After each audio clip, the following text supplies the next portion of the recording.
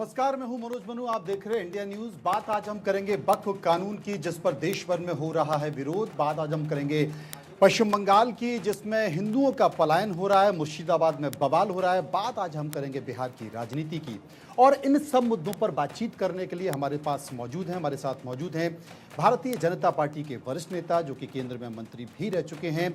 हमारे साथ मौजूद हैं शाहनवाज हुसैन साहब। शाहनवाज जी, आपका स्वागत है ITV नेटवर्क पर, इंडिया न्यूज पर। जी शुक्रिया। शाहनवाज जी, वक्फ को लेकर विरोध हो रहा है। वक्फ को लेकर पूरे देश में विरोध हो रहा है, लेकिन वो शांतिपूर्वक तरीके से हो रहा है, काली पट्टी बांधकर हो रहा है। लेकिन बंगाल को क्या हो गया, पश्चिम बंगाल को क्या हो गया है? वो तो बांग्लादेश बन गया है। हालत इतने ज़्यादा ख़राब हैं कि हिंदुओं के घर जलाए जा रहे हैं। हालत इतने ज़्यादा ख़राब हैं कि वहाँ से करीब 500 परिवार पलायन कर चुके हैं। आपकी नज़र में सबसे पहले मैं पूछना चाहता हूँ कि वक्फ कानून क्या है? देखिए, वक्फ अमेंडमेंट एक्ट अच्छी नीयत से प्रधानमंत्री नरेंद्र मोदी जी के ज़रिए लाया हुआ ये एक्ट है। उम्मीद की किरण है जी। इसका नाम ही उम्मीद रखा है। वक्फ क्या है? जब कोई अपनी संपत्ति का दान करता है, कि वो गरीबों के लिए हो, विधवाओं के लिए हो, बच्चों के लिए हो, तो अपने बाल बच्चों का हक मार के वो समाज के लिए, यानी वो खुदा के नाम से दान करता है। और उसका मैनेजमेंट करने का काम जो है वो मुतवल्ली, मोहतमीम और वक्फ बोर्ड के अधिकारी करते हैं। मैं दिल्ली वक्फ बोर्ड का मेंबर रहा हूँ 1993 से 98 तक। मदन लाल खुराना जब दिल्ली के मुख्यमंत्री थे तो मैं दिल्ली वक्फ बोर्ड देखता था जी। और मैं सेंट्रल वक्फ काउंसिल में भी करीब 10 साल as a member of parliament रहा हूँ।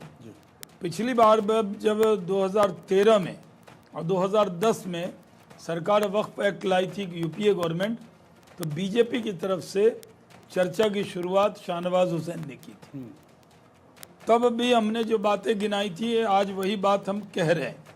आज देश के प्रधानमंत्री ने आज ही कहा है कि जो वक्फ अमेंडमेंट एक्ट लाया गया, इससे वक्फ जायदाद का फ़ायदा किनको होना था? गरीब लोगों को, जो विधवा हो गई उनको, जिनके माँ बाप नहीं है उनको।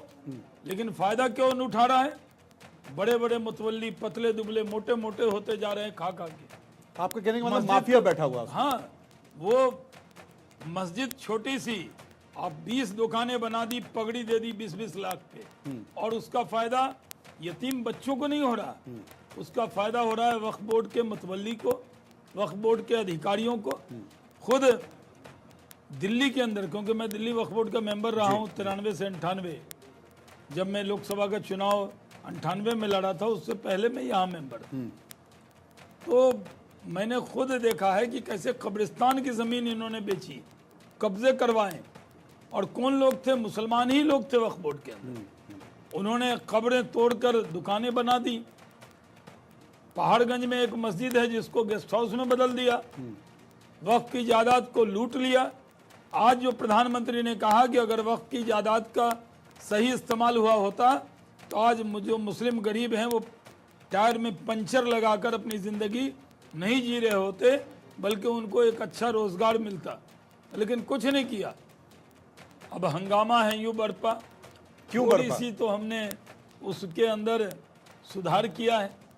हमने ये कहा कि वक्फ एक्ट के अंदर महिलाएं, 2 महिलाएं कंपलसरी होंगी। हमने कहा कि इसमें जो बैकवर्ड मुस्लिम है, जिसको उर्दू में पसमानदा कहते हैं, हिंदी में पिछड़ा कहते हैं, उनके भी 2 मेंबर रहेंगे। और हमने कहा कि इसके अंदर नॉन मुस्लिम भी 2 मेंबर रहेंगे। अब इतना हंगामा है कि नॉन मुस्लिम मेंबर वक्फ बोर्ड के अंदर क्यों रहेंगे? भाई ये हम ये कह रहे हैं जिम्मेदारी से, इंडिया न्यूज़ जो लोग देख रहे हैं उनको कह रहे हैं कि कोई मस्जिद कमेटी में नॉन मुस्लिम नहीं होगा, दरगाह कमेटी में नॉन मुस्लिम नहीं होगा, कब्रिस्तान की कमेटी में नॉन मुस्लिम नहीं होगा। लेकिन वक्फ जो है स्टैट्यूटरी बॉडी है, उसके अंदर अगर 2 मुस्लिम होंगे, जैसे पहले था कि 2 मेंबर ऑफ पार्लियामेंट होंगे जी। अब दिल्ली वक्फ बोर्ड बनेगा तो मेंबर ऑफ पार्लियामेंट तो एक भी मुसलमान नहीं है, तो कौन 2 MP आएंगे? नॉन मुस्लिम आएंगे। और अगर जिन लोगों का एतराज़ है कि नॉन मुस्लिम का आना बहुत उनको चुभ रहा है, तो आपके यहाँ DM Hindu, CM Hindu, PM Hindu, तो आप कहेंगे हम देश में नहीं रहेंगे। ये बड़ा जो सवाल लोग आपने कहा। पद गोपनीयता की शपथ लेंगे, मैं मेंबर ऑफ पार्लियामेंट बना किशनगंज से, 70% मुस्लिम आबादी थी, और मैं फिर भागलपुर से 2 बार मेंबर ऑफ पार्लियामेंट रहा, तो मैं एज ए एमपी मेरे दरवाजे पे जो आता है मैं उसका जात धर्म पूछकर थोड़ी काम करता हूँ। ये आपने बड़ी बात तो कही, ये क्योंकि कहना संवैधानिक पद पर कि अगर आप PM कि अगर संवैधानिक पद पे है, जी अगर आप ये कह रहे हैं कि पहले जब वक्त का झगड़ा होता था तो ये ट्रिब्यूनल में जाता था, और ट्रिब्यूनल को इतना अधिकार था कि आप कोर्ट में भी चैलेंज नहीं कर सकते। बिल्कुल हमने ट्रिब्यूनल को अधिकार नहीं देके डीएम को दिया। मान लीजिए कोई मौलवी साहब, इमाम साहब, जमायतुल उलमा हिंद के लोग, मुस्लिम पर्सनल लॉ बोर्ड के लोग जो विरोध कर रहे हैं, उनकी जो खानदानी जायदाद है उसका दाखिल खारिज कराना है। दाखिल खारिज आप समझ समझ हैं, गए समझ गए। सीओ के पास जाना होता है, डीएम डीसीएलआर के पास जाना होता है, तो वो तो आप करा लेंगे अपनी जमीन का, और वक्फ की जायदाद का अगर डीएम के पास जाएगा तो क्या एतराज हो जाएगा। डीएम चुना हुआ, यानी इलेक्टेड तो नहीं है, लेकिन वो उस जिले competition का से आया है, बिल्कुल आपने कहा, उस जिले जिले का अधिकारी मालिक है, होता है, वो तो अधिकारी होता अगर है, कर लेगा तो क्या दिक्कत और हो गई। उसको सारे अधिकार इस होते पर हैं हर इतना चीज बड़ा का। हंगामा क्यों है। ये बड़ा विषय। लेकिन शहनवाज जी, मैं एक चीज पूछना चाहता हूं, फिर आखिर क्या कारण है कि कुछ मुस्लिम लोग इस बात का जिक्र कर रहे हैं कि भाई अगर ये कानून लागू हो गया, अगर ये सही से लागू हो गया, तो फिर आपकी टोपी पर रोक लग जाएगी, आपकी दाढ़ी कट जाएगी, आपके जो तमाम शमशान हैं उन पर कब्जा हो जाएगा। ऐसा माहौल क्यों बनाया जा रहा है? देखिए, न तो मेरी दाढ़ी है, न मेरी टोपी है, न कोई रोक रहा है। नहीं, आपके सेंटर की बात हो सकता है कि बहुत सारे मुस्लिम कहें साहब ये मुस्लिम ही नहीं है। नहीं, हमें किसी के मुस्लिम के सर्टिफिकेट की जरूरत ही नहीं है, हिम्मत से भी देना नहीं मुझे, अगर देना चाहते हो। हाँ। क्योंकि जो मुस्लिम होना ये खुदा और बंदे के बीच का मामला है। बिल्कुल। आप क्या धर्म अपनाते हो ये आपका और आपके भगवान के बीच का मामला है। कोई तीसरा आदमी कौन होगा कहने वाले आप क्या हो नहीं हो। हम तो आपके कह रहे हैं कि ये दुष्प्रचार है। आज़ादी के वक्त ये देश धर्म के नाम पर बटा था। जिन लोगों को धर्म के नाम पर ये देश कबूल था वो हिंदुस्तान को टाटा बाय बाय करके पाकिस्तान चले गए। जो मुसलमान मौलाना अबुल कलाम आज़ाद के कहने पे हिंदुस्तान में रहे, आज उन मुसलमानों के लिए भारत से अच्छा देश, हिंदू से अच्छा दोस्त और मोदी से अच्छा नेता नहीं मिल सकता। इतना अच्छा ये देश है। लेकिन ये समझ क्यों सारे नहीं आ रहा है? अधिकार हैं। ये समझ क्यों नहीं आ रहा संविधान में जितने अधिकार हिंदू होने के नाते आपको जी। है, मुसलमान होने के नाते उतने अधिकार शाहनवाज हुसैन को भी है। लेकिन ये बराबर समझ का में- अधिकार है। लेकिन बाबा साहब का, अल्पसंख्यकों को, मुस्लिमों को ये समझ क्यों नहीं आ रहा? बाबा साहब का दिया हुआ संविधान है, बराबर का अधिकार है।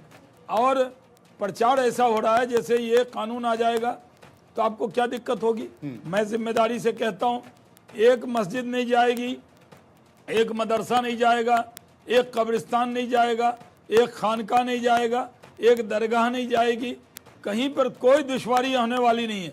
हाँ, जो लोग माफिया बैठे हैं वक्फ की जायदाद पर कब्जा करके, उनको दिक्कत आने वाली। वो पूरे कौम को भड़का रहे हैं, चाहे मुस्लिम पर्सनल लॉ बोर्ड हो, जमायतुल उलमा हिंद हो, कुल हिंद मजलिस इत्तेहादुल मुस्लिमीन हो, कांग्रेस पार्टी हो, सपा हो, बसपा हो, राजद हो, टीएमसी हो। अब टीएमसी क्या कर रही है? ममता बनर्जी पूरी तरह शिक्षक आंदोलन में घिरी हुई है। वो जानबूझ के विषय को डाइवर्ट कर रही है। ममता जी तो आपके साथ भी रही हैं, अटल जी के मंत्रिमंडल में रही हमारी, हैं। हम तो दीदी कहते हैं। आप हमेशा दीदी कहते रहे। तो उस वक्त की दीदी में जब और वो- अभी की दीदी में अंतर क्या है ये बता जब दीजिए। दीदी रेल चलाती थी वाजपेयी जी का, जी। तो शाहनवाज हुसैन वाजपेयी जी का जहाज उड़ा। जहाज उड़ाते थे। वो रेल मिनिस्टर थी और मैं सिविल एविएशन मिनिस्टर। ठीक है। एक साथ हमने कैबिनेट में काम किया है, लेकिन मैं उनको जानता हूँ, बातों को डाइवर्ट करने में माहिर हैं। अच्छा, उस समय अभी से हम शुरू से दीदी को हम ये दीदी को हम सब जानते हैं। अभी दीदी बड़ा बड़ा भ्रष्टाचार होगा, हाँ। लेकिन दीदी तो सैंडल में चलेगी। उनके लोग लूट लेंगे पूरे बंगाल को, टीचर से घोटाला कर लेंगे, चप्पल में। आंदोलन होगा, चप्पल में। लेकिन दीदी तो बस हवाई चप्पल। लेकिन एक चीज शहनवाज जी हाँ, बताइए। तो ये दीदी का, अब दीदी क्या कर रही है? आग लगवा रही हैं। मुर्शिदाबाद के लोगों को क्या दिक्कत है? आज वहां आग लग रही है, वहां पे हिंदू का पलायन हो रहा है। जो बांग्लादेश में हो रहा था वो पश्चिम बंगाल में हो रहा है, और ये चैन से कोई देख नहीं सकता। हाई कोर्ट के इंटरवेंशन के बाद पैरामिलिट्री फोर्स वहां मूव कर रही, लेकिन 15-16 जिले हैं जहां तनाव है। ये क्यों? ये वजह है वक्त का, जो आपने शुरू में ओपनिंग रिमार्क में कहा कि जो लोग वक्त का विरोध करना शांतिपूर्ण तरीके से, लोकतांत्रिक तरीके से आप विरोध करें। बहुत से लोग कोर्ट में भी गए, कौन रोक रहा है उनको? लेकिन जिस तरह का हंगामा बर्पा किया जा रहा है और पूरे देश में बहुत बड़ी साजिश हो रही है, इसमें PFI, SDPI, ये जो मुस्लिम फाइनेटिक ऑर्गेनाइजेशन है, ये अंदर अंदर आग लगा रहे हैं, मुसलमानों को भड़का रहे हैं। देखिए, मुस्लिम बड़ी तादाद है, यहाँ 20 करोड़ से ऊपर हैं। अगर उनके बीच में सबका साथ, सबका विकास, सबके विश्वास के रास्ते पर नरेंद्र मोदी बेहतरीन सरकार चला रहे हैं, लेकिन जानबूझ के देश का माहौल खराब करने की साजिश है, जिसे हम नाकाम करेंगे। शहनाबाद जी, पाकिस्तान में अगर अल्पसंख्यक हिंदू पर अत्याचार होता है तो बीजेपी जोर शोर से आवाज़ उठाती है। बांग्लादेश में अल्पसंख्यक हिंदुओं पर अत्याचार हुए, बीजेपी जोर शोर से आवाज़ उठाती है, लेकिन सरकार की एक लिमिट है, उसकी अपनी कूटनीति है कि बांग्लादेश में बहुत ज़्यादा कुछ नहीं कर सकती, पाकिस्तान में कुछ नहीं कर सकती। लेकिन पश्चिम बंगाल तो हिंदुस्तान में ही है। भारतीय जनता पार्टी से बहुत सारे ऐसे बयानवीर हैं, वो आवाज़ तो उठाते हैं, लेकिन वहाँ राष्ट्रपति शासन क्यों नहीं लगता है? लगातार कई महीनों से हमने देखा, चुनाव होता है तो बीजेपी के राष्ट्रीय अध्यक्ष पर हमला हो जाता है, केंद्र के मंत्रियों पर हमला हो जाता है, बीजेपी बयान देती है, चुप बैठ जाती है। अभी तो केंद्र में आपकी सरकार है, राष्ट्रपति शासन क्यों नहीं? आप ही के भारतीय जनता पार्टी के बंगाल के सांसद महतो साहब कह रहे हैं कि अफस्पा लगा देना चाहिए साहब, तमाम जितने भी सीमावर्ती इलाके हैं, क्यों नहीं लगा दिया जाता? नहीं, देखिए, सरकार की पूरी नज़र है, निगाह है। जो लोग भी कानून को हाथ में ले रहे हैं, अगर पश्चिम बंगाल सरकार चेती नहीं तो उसे ज़रूर चेताएंगे, इतना मैं कह सकता हूँ। आपकी क्या राय, राष्ट्रपति शासन लगना चाहिए, अफस्पा लगना चाहिए? मेरी राय, मैं तो पार्टी का प्रवक्ता हूँ, जो मुझे पार्टी कहेगी वही राय, वो मैंने कह दिया आपको। आप क्या मानते हैं, आपके व्यक्तिगत विचार? व्यक्तिगत कोई विचार नहीं, जब तक पार्टी का प्रवक्ता हूँ मेरे कौन व्यक्तिगत विचार होंगे? आप कहेंगे, मैं कहूँगा ये कहा, आप हेडलाइन चलाएंगे, शाहनवाज ने कहा, आप ये भी चला सकते हैं, बीजेपी ने कहा, क्योंकि मैं तर्जुमान हूँ, पार्टी का स्पोक्स पर्सन हूँ। तो ये सरकार का फैसला है? सरकार, मैंने एक लाइन में कहा, हमने चेताया है सुधर जाओ, और हाई कोर्ट ने भी चेताया है उनको। वहाँ हिंदू पलायन कर रहे हैं, जो मुर्शिदाबाद में हो अरे रहा तो है, इस देश में, जो मुर्शिदाबाद में हो रहा है, जो मुर्शिदाबाद में हो रहा है, देश में क्या वो होना चाहिए? जहाँ 80% आबादी हिंदू की है, वहाँ हिंदू डर कर पलायन करे, इससे बढ़कर दुर्भाग्य क्या हो सकता है? ममता जी को शर्म आनी चाहिए, वो खुद हिंदू होकर खाली जाके इफ्तार पार्टी में खड़ी हो जाएंगी, सर पे आंचल रख के दुआ मांगने लगेंगी, इससे कुछ होता है क्या? भाई, आप सबके लिए बराबर से रहिए ना।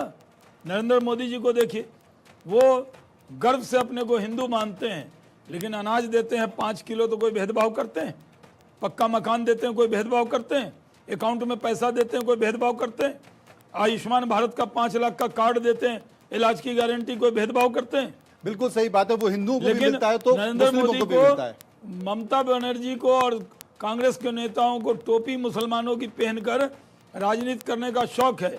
नरेंद्र मोदी कहते हैं कि जो वो हिंदू हैं उनको हिंदू होने पर गर्व है, लेकिन देश के प्रधानमंत्री के नाते बाबा साहब का दिया हुआ संविधान को लेकर चलते हैं, और सबका साथ, सबका विकास, सबका विश्वास, सर्वधर्म संभाव ये देश की नींव में है, और उसी को लेकर चल रहे हैं। तो ममता जी क्यों नहीं सीखती मोदी? 294 सीटें पश्चिम बंगाल में, 70 से 100 सीटें ऐसी हैं जहां पर कि मुस्लिम आबादी इतनी है कि वो तय कर सकती है कि जीत किसकी होगी।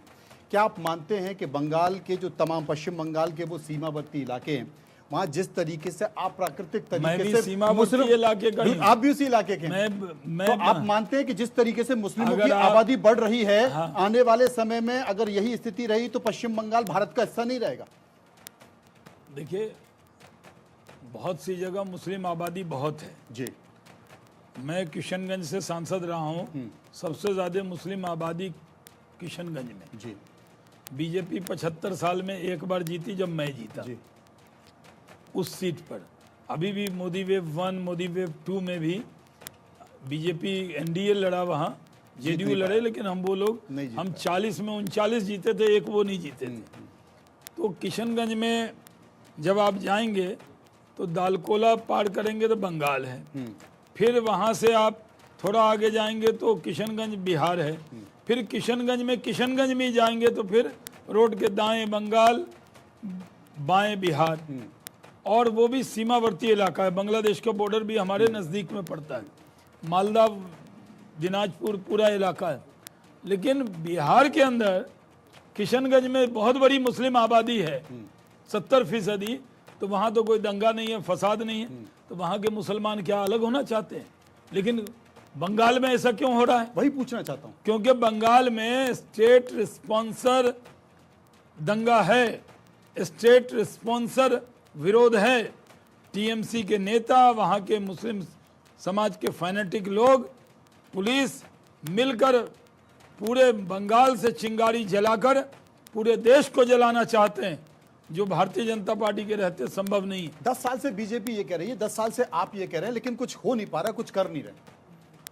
नहीं कर ही रहे हैं, बड़ी तादाद में बंगाल में लोगों की, बंगाल के बीजेपी कार्यकर्ता जेल जा रहे हैं, उनके ऊपर हमले संघर्ष हो रहा है ना वहाँ केरल में और बंगाल में। हाँ। ये दो जगह ऐसी है जहां हम लोगों ने, बीजेपी के लोगों ने शहादत दी। केरल में हमारे सैकड़ों कार्यकर्ता की जान गई। कब तक ये देते दिल्ली रहेंगे? वाली राजनीति नहीं है, 10-15 साल तक अरविंद शहादत? केजरीवाल झाड़ू लेके दौड़ेगा और हम उसको दौड़ाएंगे। कब तक शहादत ये वाली देते रहेंगे? राजनीति नहीं है। कब तक शहादत? वहाँ कब तक? जान का खतरा रहता है। शहादत कब तक चलती रहेगी? शहादत जब तक केरल और बंगाल से कम्युनिस्ट और टीएमसी को हटाएंगे नहीं, जब तक प्राण की आहुति भी देनी पड़े तो बंगाल में देंगे। कैसे हटा पाएंगे? सीमावर्ती इलाकों में घुसपैठ जो हो रही है, बांग्लादेश से लोग आ रहे हैं, भाई बांग्लादेश 70 से वाले 100 सीटें तो ऐसी हैं कि वही तय कर रहे हैं। देखिए, बांग्लादेशी और रोहिंग्या दीदी के मेहमान हैं, दीदी के वोटर हैं। दीदी को बांग्लादेशी रोहिंग्या बहुत पसंद है, उनका स्वागत दिल खोल कर करती हैं। और अपने जो लोग हैं वो हिंदू समाज के लोग पलायन कर रहे हैं, अब बांग्लादेशी और रोहिंग्या आ रहे हैं। ये तो दीदी का राज है। ये तमाम मेरे सहयोगी बैठे हुए हैं, वो कुछ पूछना चाहते हैं आपसे। करण, हमने तो सब बात बता दिया, फिर भी कुछ हो तो कुछ है इनके जहन में? जी, एक सवाल था। नमस्कार सर। सदन एक बिल पास करता है रात को 2 बजे और कहता है कि आपके जो शमशान घाट हैं या जो भी मस्जिद हैं वो नहीं छीने जाएंगे। बट इस बिल के पास होते ही सर 3 हिंदुओं की मौत होती है, उस पर कोई जवाब नहीं देता है। सब मोदी जी को हिंदुत्व का मानते हैं कि हिंदुओं के लिए कोई खड़ा है, बट 3 मौतें ऐसी होती हैं जिसका अभी तक कोई जवाब नहीं मिला है। इसके पीछे क्या कहेंगे सर? देखिए, एक तो सदन में देर रात तक पास किया, उस पर भी बहुत से लोगों को इतराज था कि जी देर रात में पास कर दिया, आधी रात में पास कर दिया। यहाँ तो आज़ादी आधी रात में मिली थी। तो अगर देर में जग कर मुस्लिम भाइयों के लिए कानून बना रहे हैं तो अच्छा है ना, स्वागत करना चाहिए। जहाँ तक 3 हिंदू भाई की हत्या हुई है मुर्शिदाबाद में, ये बहुत दुखद है और उस पर हमारे जो गवर्नर साहब हैं उन्होंने संज्ञान लिया है और हम भी आंदोलन कर रहे हैं और ममता सरकार को चेता रहे हैं। चर्चा शुरू होते हुए आपने कहा कि मोदी जी ने आज कहा कि अगर वक्फ कानून सही होता तो मुस्लिम के जो बच्चे हैं वो आज पंचर नहीं बना रहे होते, यही कहा। 2 सवाल थे कि क्या मुस्लिमों के बच्चे ही पंचर बनाते हैं, दूसरा कि आपने जो अभी बिल लाया क्या उसके बाद मुस्लिमों के बच्चे पंचर नहीं बनाएंगे? देखिए, 2 सवाल हैं। ज़्यादातर जो सच्चर कमेटी की रिपोर्ट है वो ये रिपोर्ट कहती है, जो हमने नहीं बनाई, वो कांग्रेस ने बनाई, वो रिपोर्ट कहती है कि मुस्लिम सबसे ज़्यादा गरीब हो गए, पिछड़े हो गए, बेरोजगार हो गए। ये सच्चर कमेटी की रिपोर्ट कही, जो कांग्रेस के लिए आईना था। तो आप कहीं भी चले जाएं, पंचर बनाने वाला, छोटे छोटे काम वो मुस्लिम कर रहे हैं। हम चाहते हैं कि उनके बच्चे भी पढ़ें, मेन स्ट्रीम में आए। और जहाँ तक बहुसंख्यक समाज का सवाल है, उसमें भी हम कहाँ कह रहे हैं कि लोग पीछे नहीं हैं। आज भी अनुसूचित जाति जनजाति के समाज के लोगों को में हम काम कर रहे हैं। आज तो बाबा साहब की जयंती भी है, उनकी भी चिंता करनी है। समाज में जो पीछे रह गया, अंतिम पादान पे जो व्यक्ति है उसको अगली पादान पे लाना है, चाहे उसकी हम जात धर्म नहीं देख रहे। इसलिए हमारी कोई भी योजना हिंदू मुसलमान को अलग करके नहीं है, लेकिन हम इसलिए कह रहे हैं कि जो वक्फ की जायदाद है, 3rd लार्जेस्ट लैंड बैंक किसके पास है? वक्फ बोर्ड के पास। अगर उस ज़मीन का इस्तेमाल, आजकल जानते हैं आप लोग जिस इलाके के हों, बिहार के, यूपी के, आपके गांव में भी ज़मीन कितनी महंगी होगी। हमारे यहाँ बिहार में नोएडा से पटना में, नोएडा से महंगा फ्लैट पटना में बिकता है। और यहाँ तो लोग बिहारी को समझते हैं कि जैसे सब बिहारी मजदूरी रहते हो, लेकिन आप जाकर देखिए कि डेवलपमेंट हुआ है तो महंगाई बढ़ी वहाँ। तो ये भी कहते हैं कि रक्षा मंत्रालय और ये जो रेल मंत्रालय है, जैसे उनकी जमीनें बेच रहे हैं तो ये वक्फ बोर्ड की भी जमीनें सरकार नहीं, तो कब्जा कर लेगी, बेच नहीं, लेगी। एकदम नहीं करेगी। Waqf is always waqf, Supreme Court ने कहा। एक बार जिसने दान में जमीन दे दिया खुदा के नाम पर, वो जमीन का कभी भी जो मूल भावना है वो चेंज नहीं हो सकती। लेकिन अखिलेश यादव को तो दुष्प्रचार करना है, लाल टोपी पहन लेना है, अब लाल टोपी पहन के कुछ भी बोलना है। मुझे तो लगता है लाल टोपी पहनते पता नहीं उन लोगों को क्या हो जाता है। ये तो अयोध्या में जो सरयू नदी पे गोली चलाई थी, कार सेवकों का जो लाल रंग है वही मुझे दिखता रहता है उनके टोपी पे। अब वो कुछ भी बोलते हैं कि जमीन छीन ली जाएगी। हम कह रहे हैं, जो आपका सवाल था वाजिब था कि आखिर पंचर बनाने वालों को क्या फायदा हो। तो जब ये बन जाएगा, ये वक्फ की जायदाद ठीक से मैनेज हो जाएगी, तो उसका इस्तेमाल अच्छे से होगा और गरीब मुसलमान, पसमानदा मुसलमान, विडोज, यतीम बच्चे जिनके माँ बाप नहीं हैं, उनके लिए उस पैसे का सही उपयोग होगा।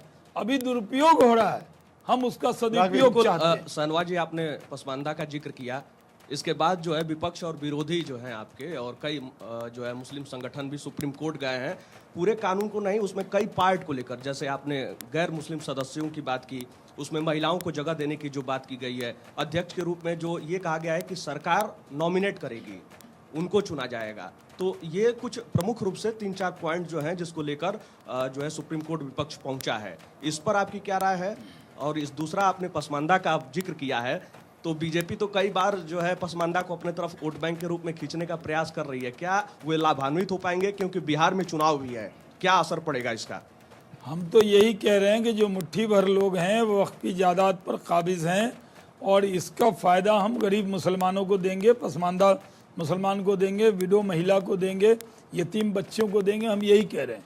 लेकिन इस पसमानदा का फायदा आपको कुंदरकी मिला है, ऐतिहासिक जीत आपने हासिल की। देखिए, अभी एक सर्वे आया, एक चैनल पे लोग बता रहे थे कि वक्फ के बाद बीजेपी का वोट और बढ़ा है। तो कौन बढ़ा है? जो गरीब लोग हैं वो खुश हैं, लेकिन ऑर्गेनाइजेशन के जो लोग बैठे हुए हैं उसमें कुंडली मारकर वो लोग बैठे हैं जो वक्फ की जायदाद पे खुद कब्जा किए हुए हैं। तो उनको लग रहा है कहीं उनकी कुर्सी के नीचे से जमीन न चली जाए, इसलिए वो विरोध कर रहे हैं। तमाम और लोगों जहाँ पर तक कोर्ट का समाज के लोगों सवाल को है, बरकरार हैं। फैशन हो गया, एक वकील साहब को पकड़ लीजिए और चले जाइए कोर्ट, कोई रोक रहा है क्या? शहनाबाद जी, तो कुछ लोग कोर्ट गए हैं, लेकिन हम लोगों ने लॉ मिनिस्ट्री से पूरा बिल को दिखवा के ज्वाइंट पार्लियामेंट्री कमेटी में करोड़ों सुझाव लिए। इतनी बैठक हुई है, 16 घंटा पार्लियामेंट में डिबेट हुई है। रात में देश के सारे नेता जग कर ये मुस्लिम भाइयों के हित में, गरीब मुसलमानों के हित में ये बिल पास किया। हमें शाबाशी मिलना चाहिए, लेकिन उल्टा हमें गाली और पत्थर मिल रहा है। शहनाबाद जी, बिहार चुनाव आने वाला है, बिहार चुनाव आने वाला है, और चूंकि आपने कहा कि वक्फ बिल कानून पास होने के बाद हमारा वोट बैंक बढ़ा है, कई जगह से एक सर्वे निकल कर आया है। गरीब मुसलमान तो खुश है ना? ये चुनौती है आपके सामने। आपको लगता है कि इस बार का बिहार चुनाव भारतीय जनता पार्टी बहुत अच्छा करने जा रही है, तब जबकि तमाम विपक्षी पार्टियां सवाल नीतीश कुमार पर भी उठा रही हैं और बीजेपी पर भी उठा रही हैं? और उनके नेता भी पार्टी छोड़े भी हैं वक्त बिल पास होने के नेता नहीं, वो छोटे छोटे से जिनका नाम कोई नहीं जानता था, वो मोहल्ले जब उन्होंने छोड़ा तो लोगों ने कहा अच्छा तुम नेता थे? कब थे नेता? बोले नहीं जी हम नेता थे, दूसरी MIM से लड़े थे, 294 वोट लाए थे। अच्छा अच्छा तुम ही हो, टीवी में नाम चल रहा है। कोई भी बड़ा नेता जदयू का छोड़कर नहीं गया है जी। और जहाँ तक वोट के लिए, हम देश के लिए काम कर रहे हैं, हम गरीब के लिए काम कर रहे हैं, हम वोट को ध्यान में रखकर काम नहीं कर रहे हैं। और हम ये मानकर चलते हैं कि बिहार में इस बार हम 200 के पार जाएंगे। तेजस्वी यादव को विपक्ष के नेता बनने लायक भी सीट मिलने वाली नहीं है, वो अगली बार कहलाएंगे। अभी पूर्व उप मुख्यमंत्री कहलाते हैं, जो नीतीश कुमार जी ने बनाया उनको, नहीं तो ये शब्द नहीं लगता। अब वो कहलाएंगे, हम उनको बनाएंगे पूर्व विपक्ष का नेता। नहीं, बीजेपी की भी चिंता है, चेहरा नीतीश कुमार होंगे, मुख्यमंत्री वही होंगे। नीतीश कुमार के नेतृत्व में लड़ेंगे, हाँ। जीतेंगे, नीतीश कुमार के नेतृत्व में सरकार बनाएंगे। नहीं, चिंता बीजेपी की भी है और विपक्षी पार्टियों की भी है। उनका ये कहना है कि नीतीश कुमार जी आजकल किसी बैठे बैठे तीसरी दुनिया में चले जाते हैं। तो बोले जब खुद वो तीसरी दुनिया में चले जाते हैं तो फिर बिहार को सही दुनिया में कैसे लेके जा पाएंगे? नीतीश कुमार जी से ज़्यादा एक्सपीरियंस चीफ मिनिस्टर किसके पास है? बिहार में 20 साल का अनुभव हो, आपके यहाँ जो रिपोर्टर आते हैं जी, वो जब 20 साल का अनुभव होता है तो एडिटर बनते हैं ना। सही बात है। तो आप ये समझिए कि इतना अनुभव वाला व्यक्ति हाँ। जिसके परिवार के नाम पे कोई परिवार नहीं, सुबह उठ के शाम तक काम करते हैं। मैं जब भी गया हूं उनके पास, वो उनके अंदर इतना कटसी, इतना अच्छा भाव, सुबह से शाम तक बिहार के लिए काम कर रहे हैं। आपको पता है बिहार में मेट्रो और चल रही है, बिहार में नया हवाई अड्डा बन रहा है, बिहार में हम नांगलोई गए थे, कमर में दर्द हो गया, जबकि हमें तो दर्द वर्द नहीं होना चाहिए, इतनी उम्र नहीं हुई। इतना बड़ा बड़ा गड्ढा केजरीवाल का, लग रहा था कि गड्ढे में गाड़ी जा रही है या सड़क पर चल रहे हैं। लेकिन बिहार में कोई सड़क टूटी नहीं है। गूगल करके बता दीजिए, आप लोग बैठे हुए हैं, नहीं, कोई इतने सारे सड़क पुल टूट गए वहां तो। नहीं नहीं, अभी बारिश में एक पुल, 2 पुल, 3 अरे पुल, एक- पुल ही पुल टूट गए वहां। एक पुल सुल्तानगंज, क्यों टूटे ना? हाँ, एक पुल सुल्तानगंज में बह गया था। वो सिंगला कंपनी वाला बना रहा था, कोर्ट से उसको ऑर्डर हुआ कि फिर बनाओ, डिजाइन में गड़बड़ी थी। और बाढ़ जब आता है, पानी आता है, तो यूरोप में भी पुल बह जाते हैं, समझ गए आप। सिर्फ बिहारियों को बदनाम मत कीजिए कि बिहार का पुल जो है वो 1-2 बह गया। हजारों पुल बनाए, गंगा नदी पे एक पुल था, एक मोकामा में पुल था, एक हमारे भागलपुर में था, 3 था। अब जाकर देखिए पुल ही पुल है। तो जहाँ पुल है वहीं फूल है, आप बहुत तो कोई जोरदार- दिक्कत नहीं। आप बहुत जोरदार तरीके से विषय उठा रहे हैं, लेकिन क्योंकि मैं आपके बिहार का NDA इंडस्ट्री मिनिस्टर रहा हूँ NDA जनाब। पता है, मुझे पता है, लेकिन आपके एनडीए के कई सहयोगी लोग हैं, जैसे रामविलास पासवान जी के बेटे हैं, वो केंद्र में मंत्री हैं। इसके साथ साथ आरएलडी के भी केंद्र में मंत्री हैं, अजीत सिंह जी के बेटे। वो इस मुद्दे को लेकर, वक्फ को लेकर, मुस्लिमों के मुद्दे को लेकर कभी कभी थोड़ी सी अलग लाइन ले जाते हैं। वो अलग पार्टी हैं। आप क्या चाहते हैं, जो हमारे साथ आ गया वो हमारा झंडा भी टांग ले, यहाँ पे कमल का फूल भी लगा ले, दिल भी हमारे जैसा कर ले। भाई भारतीय जनता पार्टी से हमारा गठबंधन है। अच्छा, लोजपा रामविलास जो है अलग पार्टी है, मांझी जी की अलग पार्टी है, जयंत चौधरी की अलग पार्टी है, लेकिन हम लोग देश के लिए एक हैं। तो कई मुद्दों पर हमारी राय, आप चाहते हैं एकदम स्ट्रेट वे ऐसे चले, बीजेपी सीधा, तो वो भी कुछ दाएं बाएं तो चलते हैं लोग, उनके अपने विचार है वो रखते हैं, लेकिन जो सामूहिक निर्णय होता है उसमें वो साथ रहते हैं। आप बार बार कहते हैं सबका साथ, सबका विकास, सबका विश्वास, तो ऐसा तो है नहीं है कि भारतीय जनता पार्टी में कोई मुस्लिम सांसद नहीं है। फिर कैबिनेट में, मोदी साहब के कैबिनेट में एक केंद्रीय मंत्री नहीं है मुस्लिम समाज से। इसका कारण बस नहीं समझ पा रहा। बाबा साहब ने लिखा था संविधान में कि एक मुस्लिम भी होना चाहिए, एक क्रिश्चियन भी होना चाहिए, एक ये भी होना चाहिए। बिहार में हजारों, देश में हजारों जातियां हैं, तो क्या लिख दिया जाता हर जाति से एक होगा? तो मतलब कैबिनेट नहीं बना, 300-400 लोगों का जम्बो बनेगा। ये सही नहीं है कहना कि मुस्लिम होगा तभी निर्णय करेगा। आप एडिटर हैं, एंकर हैं, आप जब न्यूज़ पढ़ते हैं तो आप हिंदू बन के पढ़ते हैं या मुस्लिम बन के पढ़ते हैं, या आप अपनी जिम्मेदारी को निभाते हैं? तो जब आप अपनी जिम्मेदारी को, कल होके कहेंगे साहब इंडिया न्यूज़ में इतने एंकर हैं, इसमें मुसलमान कितने हैं, दलित कितने हैं, फिर वो कहेंगे साहब इस टीवी में इतने एंकर हैं, इतने क्यों नहीं हैं, फिल्म में इतने हैं, आईपीएल के खिलाड़ी में खिलाड़ी कोई अच्छा खेल रहा है तो कहेंगे नहीं साहब इतने ही क्यों हैं, इसमें 2-1 बॉलर मुस्लिम भी होना चाहिए, एक सिख भी होना चाहिए। भाई ये देश है। आप एक राजनीतिक पार्टी की तुलना चैनल से कर रहे हैं, फिर भारतीय जनता पार्टी जब अपने कैंडिडेट की घोषणा करती है तो फिर क्यों लिखती है कि इतने एससी टिकट दिए, इतने ओबीसी टिकट दिए, इतने अल्पसंख्यकों इसलिए टिकट कि दिए, आप वहां नहीं लिखना चाहिए। नहीं, आप लोग पूछते हैं कि एससी को मौका कितना नहीं, दिया टाइप आपने? करके जारी होती है, ST विज्ञप्ति जारी होती है, उसमें ST लिखा को रहता कितना है दिया? एससी इतने, ओबीसी हाँ, इतने, महिला इतनी। महिलाओं को, क्योंकि आप लोग बार बार पूछते हैं महिला कितना, आपको तो गिनती हम में पूछ रहे दिक्कत हैं, ना हो। अगर 20 करोड़ इसलिए कि- आबादी है तो फिर एक मुस्लिम कैबिनेट भाई- मिनिस्टर क्यों नहीं है? देखिए ये बात सही है कि आज़ादी के बाद ये कैबिनेट पहली है जिसमें कोई मुस्लिम मिनिस्टर नहीं है। तो फिर सबका साथ, सबका उसके- विश्वास कैसे? मोदी के मोदी जी हैं, मोदी जी की वजह से है।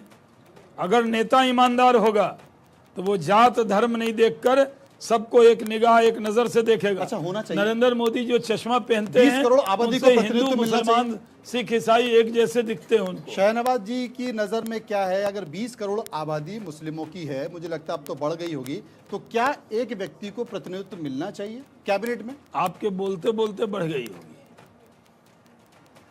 आजकल जो है आबादी जो है वो देश बढ़ की रही है, आबादी हो बढ़ रही वो है। बढ़ती है आबादी, तो मिलना चाहिए, प्रतिनिधित्व मिलना चाहिए। आपने कहा कि आजादी के बाद से ये पहली कैबिनेट है। अरे भाई देखिए, मैं ही 5 साल कैबिनेट मिनिस्टर रहा हूँ कि नहीं। अटल बिहारी जी वाजपेयी सरकार में रहे, आपने बहुत जहाज जोड़ा है। अभी हवाई जहाज का मंत्री रहा हूँ, जमीन के नीचे कोयला का मंत्री रहा हूँ, कपड़ा का मंत्री रहा हूँ, होना बिहार चाहिए। में इंडस्ट्री मिनिस्टर रहा हूँ। इस बार क्यों नहीं है? इस बार सबका साथ सबका विकास लेके चल रहे हैं। अब आप सवाल ऐसा पूछ रहे हैं जैसे कैबिनेट शाहनवाज हुसैन बनाते हो, कैबिनेट मोदी जी बनाते हैं, और कैबिनेट में बहुत कैपेबल लोग हैं जो जात धर्म भाषा लिंग से ऊपर उठकर देश की सेवा में लगे। मतलब मुस्लिम सांसदों में जितने भी हैं उसमें से एक भी ऐसा नहीं हमारा है कोई जो केंद्रीय मंत्री बनने हमारा वाला कोई है। भी इलेक्टेड मुस्लिम सांसद इस बार नहीं है। राज्यसभा में भी नहीं तो कोई बात नहीं, कोई मुसलमानों के साथ अन्याय हो रहा है, वक्फ बिल पास कर रहे हैं कि नहीं उनके लिए। अच्छा, उनके पर मंत्री नहीं बनाएंगे, वक्फ बिल पास करेंगे लेकिन मंत्री नहीं बनाएंगे। सबसे ज्यादा मंत्री नरसिम्हा राव जी ने बनाए थे, हाँ मुस्लिम। हाँ। और सबसे ज्यादा मुसलमान से पूछिएगा किससे वो ज्यादा चिढ़ते हैं तो वो नरसिम्हा राव का नाम लेते हैं। तो क्या मिला उनको? आपका अच्छा होमवर्क रहा, आपका अच्छा काम का, बल्लेबाजी अच्छी की आपने। बीजेपी ने बहुत अच्छी बल्लेबाजी की है। नहीं, बीजेपी कांग्रेस मतलब पाकिस्तान की पार्टी, नहीं, कांग्रेस मतलब हिंदू विरोधी पार्टी। कांग्रेस जो अपने ऊपर कूड़ा उठा के रख लेती है, तो हम क्या करें। कांग्रेस कभी तहव्वुर राणा आएगा तो कांग्रेस के नेता कहेंगे भारत में कंगारू कोर्ट की तरह नहीं, भारतीय संविधान के हिसाब से इनको वकील मिलना चाहिए। अरे कांग्रेसियों क्यों दुबले हो रहे तहव्वुर राणा के लिए? इतने लोगों को 26/11 में मारा। कांग्रेसी अगर ये बयान न देते तो कांग्रेस के हित में रहता कि नहीं? आप ही बताइए, मैं आप ही से सही बात है, सही बात। सही किया उन्होंने, सही किया, सही किया, सही किया। बिल्कुल किया। अरे तहव्वुर राणा के पक्ष में बोला। हाँ, नहीं, जिसको जो अधिकार है वो मिलना चाहिए भाई। कसाब को भी वकील दिया। इसकी वकालत कांग्रेसी को इतनी दुबली क्यों हो रही कांग्रेस? तहव्वुर राणा के लिए पकड़ के लाए मोदी जी, घसीट कर लाए मोदी जी, और कांग्रेस बयान दे रही है तहव्वुर राणा के लिए। वो हाफिज सईद को हाफिज सईद साहब, कांग्रेस ये बोलने वाली कांग्रेस बाबा साहब के संविधान की बात करती है, वो मौलिक अधिकारों की बात करती है, जिसका अभी जिक्र कर रहे हैं। कांग्रेस बाबा साहब के संविधान का जो इमरजेंसी लगाने वाली कांग्रेस, वो संविधान की प्रेमी हो जाएगी? तो चली गई। बाबा साहब के संविधान के लागू करने वाले, हमारे बाबा साहब के विचारों के ध्वजवाहक कोई हैं तो वो नरेंद्र मोदी जी हैं। और जब तक ये देश रहेगा, दुनिया की कोई ताकत बाबा साहब के संविधान को बदल नहीं पाएगी। ये देश सेकुलर था, सेकुलर है, सेकुलर रहेगा, और ये विचार मेरे नहीं है, अटल बिहारी वाजपेयी जी के। बहुत बहुत शुक्रिया करेंगे शहनवाज जी का, क्योंकि अटल जी के साथ उन्होंने काम किया है और पूरे 5 साल वो केंद्र में मंत्री रहे, उनका कार्यकाल भी बहुत बढ़िया रहा। लेकिन इस देश में चिंता इस बात को लेकर है कि बंगाल को क्या हो गया, बंगाल को किसकी नज़र लग गई है, क्योंकि वहाँ जिस तरीके से राजनीति हो रही है, कहीं ना कहीं वो राजनीति के मायने गलत हैं, जो कि देश के लिए, देश की सुरक्षा के लिए ठीक नहीं है। शहनवाज जी, आपने हमसे बात की, आपकी बहुत बहुत शुक्रिया। बहुत बहुत शुक्रिया साहब।